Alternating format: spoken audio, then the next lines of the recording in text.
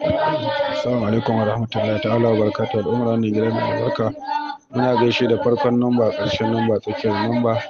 Insha Allahu wanda yake so Allah ya mallaka masa gida muhalli mujarrabi, ko kuma Allah ya mallaka masa mota tabbatacciya, ya zamana ya samu gida ko mota, kuma wannan sirri ne wanda ya zamana mujarrabi. Insha Allah mun san a cikin majami'o'in nan namu akwai ɗaruruwan mutane wanda Allah ya mallaka musu muhalli, gida inda za su zauna, ko kuma kuɗin sayan gidan sanadiyar wannan sirri mai albarka. To insha Allah mun san odiyoyin shi ya ɓata a hannun jama'a da dama.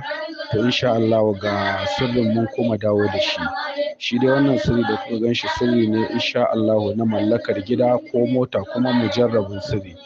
Da farko insha Allah idan mutum zai aiwatar da wannan sirri, akan tafi babbar hanya a je a ɗebo ƙasar tafin babbar hanya tafi biyu, babban titi na jiha ko na gari ko na ƙasa. To insha Allah idan aka ɗebo wannan ƙasar za a zubo ta a cikin baƙar leda, za a zo a tankaɗe ta, a gyara ta, za a sai gishiri shi ma za a ɗebi tafi biyu. Idan aka ɗebi tafi biyun nan za a samu sabon farin ƙyalle, za a zo a baza wannan ƙasar. Idan aka baza ƙasar, sai a baza a farin ƙyallen, sai a haɗa da gishirin a cakuɗa a baza su. Insha Allah idan aka baza za a zo a yi ta rubuta ya latifu ya latifu ya latifu akan ƙasar nan har sai an rubuta 99.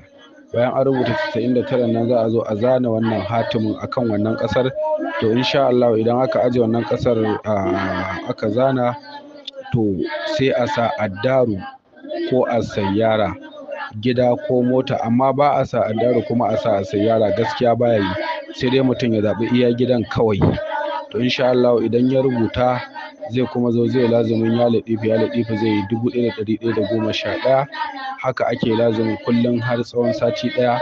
Bayan mutum ya gama zai zo ya dinga iban kullum zai lazumin zai baje a farin ƙyallen nan ya wannan lazumin.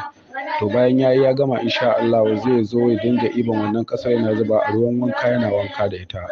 Bi iznillahi ta'ala wannan ƙasar ba za ta ƙare ba sai an mallaki gida ko abin da za a sai gida, ko sai an mallaki mota ko abin da za a sai mota da insha Allah. Wannan sirrin mujarrabi ne, ko yanzu insha Allah a jarraba wannan sirrin, Allah yadda za a gani.